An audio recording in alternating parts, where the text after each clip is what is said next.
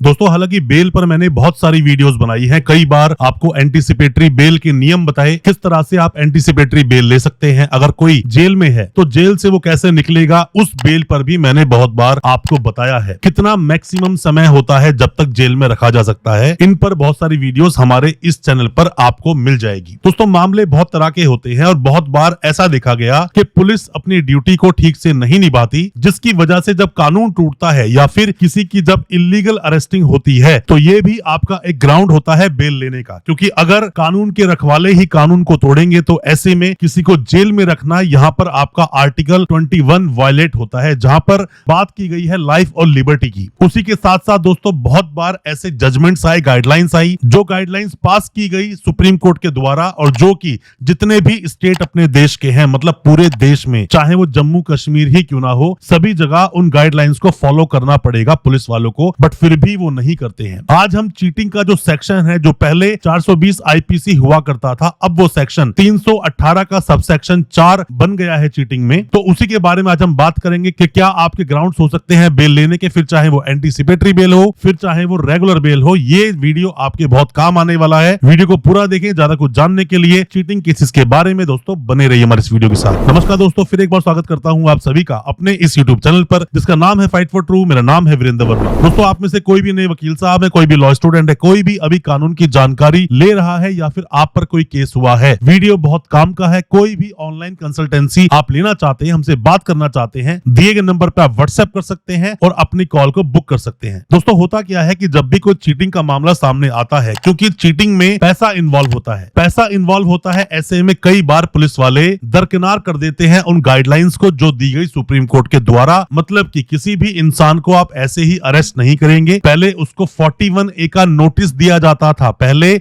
जब आईपीसी में सेक्शन 420 में किसी को अरेस्ट करते थे, अब वो सेक्शन बदल गया है, वो सेक्शन 35 का सबसेक्शन 3 बन गया है, जिसका नोटिस आपको दिया जाएगा। मतलब कि नोटिस सिर्फ इतनी सी बात बोलता है कि आप पुलिस वाले के सामने आए और अपनी बातों को बताएं, बट फिर भी बहुत सारे पुलिस वाले इसको फॉलो नहीं करते हैं। दोस्तों आप देखते हो आजकल बहुत सारे ऑनलाइन फ्रॉड होते हैं, कई बार मैंने ऐसे केसेस को फाइट किया, दिल्ली में सुप्रीम कोर्ट तक हमें जाना पड़ा ऐसे केसेस को लेकर, जिसके अंदर पुलिस ने उन गाइडलाइंस को फॉलो नहीं किया। कई बार होता क्या है कि ऐसा अक्सर देखने को मिलता है कि कोई भी जो मासूम से लोग होते हैं, कम पढ़े लिखे होते हैं, कम समझदार होते हैं, उनसे जो फ्रॉडस्टर्स हैं, जो चीटर्स होते हैं, वो लोग उनका अकाउंट ले लेते हैं 2-3 हजार रुपए देकर, और बाद में उस अकाउंट में बहुत सारी ट्रांजैक्शंस कराई जाती हैं, और लोगों से इवन उनके अकाउंट की डिटेल्स के साथ साथ उनका एटीएम कार्ड भी ले लेते हैं, चेक बुक भी ले लेते हैं पैसे को निकालने के लिए। ऐसे बहुत सारे केसेस में अलग अलग स्टेट्स में जाकर भी हमने केसेस में देखा है। तो ऐसे में सबसे पहले आपको यह देखना पड़ता है कि क्या पुलिस ने आपको अरेस्ट करने से पहले आपको 35 सबसेक्शन 3 का नोटिस दिया था, या फिर आईपीसी का मामला है तो क्या 41A का नोटिस दिया था। दोस्तों इसको समझने के लिए आपको समझना पड़ेगा। 4 बातें दोस्तों मैं आपको बताऊंगा जिससे आप समझ जाओगे, और आप अगर कोई भी अभी लॉ के स्टूडेंट हो या वकील साहब हो तो बहुत काम की चीजें हैं। सबसे पहली बात दोस्तों, ये जो बीएनएस है वो तो 2024 से अभी लागू हुआ, और उसका सेक्शन 318 का सबसेक्शन 4 चीटिंग की बात करता है, जिसमें मैक्सिमम पनिशमेंट है 7 इयर्स की। 7 साल तक के मामले, फिर चाहे वो कोई भी हो, किसी भी केस में 7 साल तक की सजा है, तो ऐसे में पहले पुलिस आपको नोटिस देगी। 2008 में दोस्तों एक अमेंडमेंट आया था, जिस अमेंडमेंट में 41 सीआरपीसी के साथ में 41A, 41B, 41C, 41D को जोड़ा गया। 41D बोलता है कि किसी भी वकील साहब को अपने क्लाइंट के साथ पुलिस स्टेशन में जाकर जो उसकी इन्वेस्टिगेशन होती है, उसमें एक अधिकार मिलता है एक्यूज को कि अपने वकील साहब को वो पुलिस स्टेशन बुला लें और उनसे सलाह मशवरा करके ही अपने जवाब दें। अब जब दोस्तों यहाँ पर 41A को जोड़ा गया या कोई भी सेक्शन जोड़े गए तो देश का कानून हो गया। अपने देश में सुप्रीम कोर्ट के द्वारा कोई भी बातें कही गई वो देश का कानून बन जाता है। आर्टिकल 141 यही बात आपको बोलता है। तो 2008 में तो अमेंडमेंट आया, पर उसका पालन नहीं किया जा रहा था। इसी चीज को देखते हुए 2014 में Arnesh Kumar versus state of Bihar का एक जजमेंट आया। बोला गया 7 साल तक के जितने भी मामले मैक्सिमम पनिशमेंट के होंगे, 41A का नोटिस दिए बिना अगर किसी को अरेस्ट किया तो वो इलीगल अरेस्ट है, पुलिस को नोटिस देना पड़ेगा, सीधा अरेस्ट नहीं कर सकती। फिर भी दोस्तों ये चीजें प्रोसेस में नहीं लाई जा रही थी। तो दोस्तों इसके बाद फिर से एक जजमेंट आया, सुप्रीम कोर्ट ने फिर से अपनी गाइडलाइंस दी। सतेंद्र कुमार अंटिल वर्सेस सीबीआई जो कि 2022 का मामला था, उसमें गाइडलाइंस बहुत ही डिटेल में दी गई। जजमेंट बहुत डिटेल्ड एक जजमेंट आया। फिर से बोला गया कि ये बातें माननी ही पड़ेंगी कि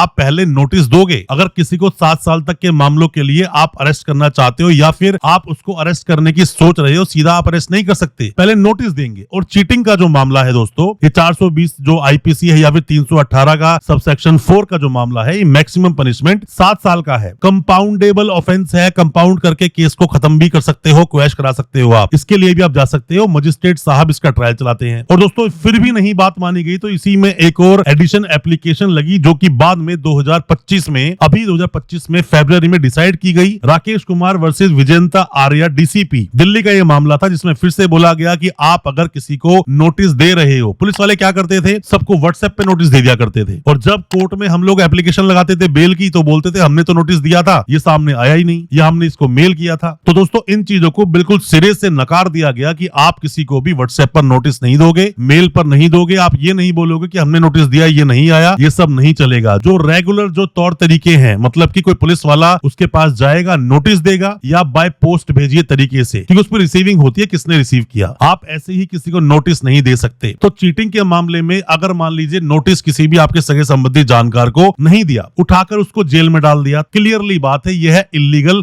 अरेस्ट का मामला। ऐसे में आप कंटेम्प्ट में जा सकते हो, सुप्रीम कोर्ट कंटेम्प्ट में लगाइए कि पुलिस वाले आपके आदेश का पालन नहीं कर रहे हैं। बहुत बार मैंने देखा है कि वकील साहब अपने एक्सपीरियंस को, जितने ज्यादा केस लड़े हैं, उन चीजों का इस्तेमाल नहीं करते हैं, जबकि पुलिस को जो नोटिस देने के लिए पाबंद किया गया है, ये बहुत ज्यादा काम की चीज है दोस्तों। बहुत सारे केसेस में इसको आप इस्तेमाल कर सकते हैं। मैंने कई बार पॉक्सो के केसेस में इसको इस्तेमाल किया है, सेक्शन 8-12 में जब लग जाता है। कई बार मैंने 408 जो लगता है इसमें ब्रीच ऑफ ट्रस्ट, उसमें इस्तेमाल किया है। जो चीटिंग के मामले हैं उसमें तो इस्तेमाल करते ही हैं। कोई भी केस हो, 7 साल तक मैक्सिमम अगर पनिशमेंट है और उसमें पुलिस ने बिना नोटिस दिए आपको अरेस्ट कर लिया है, तो उसने आपके आर्टिकल 21 का वायलेशन किया है। सुप्रीम कोर्ट के द्वारा दी गई गाइडलाइंस और जजमेंट का उसने पूरी तरह से कंटेम्प्ट किया है। तो ऐसे में ऐसे पुलिस वालों को ना छोड़ें। ऐसा भी बोला गया जजमेंट्स में कि अगर मजिस्ट्रेट साहब भी इसका पालन नहीं करेंगे तो उन पर भी एक्शन हो सकता है। तो पुलिस वाला तो दोस्तों कहां स्टैंड करता है जब जज साहब पे एक्शन हो सकता है। ये बहुत बड़ी चीज है। आपको इन चीजों का, इन रेमेडीज का इस्तेमाल करना चाहिए। कभी आपको जेल नहीं जाना पड़ेगा अगर आप ऐसा करते हैं। पुलिस वाला अरेस्ट कर सकता है नोटिस देने के बाद भी। अगर उसको लगता है कि आप भाग जाओगे, वापस नहीं आओगे, टेम्परिंग कर रहे हो आप डॉक्यूमेंट्स के साथ में, धमका रहे हो आप कंप्लेनेंट को, ये सब चीजें होती हैं। रीजनेबल ग्राउंड डालने पड़ते हैं और क्लियर मेंशन करना पड़ता है अगर पुलिस वाला आपको अरेस्ट करता है कि आपको पुलिस वाला अरेस्ट करना क्यों चाहता है। तो दोस्तों आप पर भी अगर कोई मुकदमा ऐसा हुआ है 420 आईपीसी का या फिर 318 सबसेक्शन 4 बीएनएस का, तो आप हमसे सलाह ले सकते हैं। हम आपको बता सकते हैं, हो सकता है हमारे की सलाह से आप अपने केस से बाहर निकल सके। दिए गए नंबर पे व्हाट्सएप करें और पूछें अपने सवालों को। अच्छा लगा हो आज का वीडियो, चैनल को सब्सक्राइब करना बिल्कुल ना भूलें, साथ में लगा बेल आइकन जरूर दबा दें ताकि इसी तरह की लीगल अवेयरनेस की वीडियोस दोस्तों आप तक पहुंच सके सबसे पहले। बहुत बहुत शुक्रिया दोस्तों, धन्यवाद हमारे इस वीडियो के साथ बने रहने के लिए।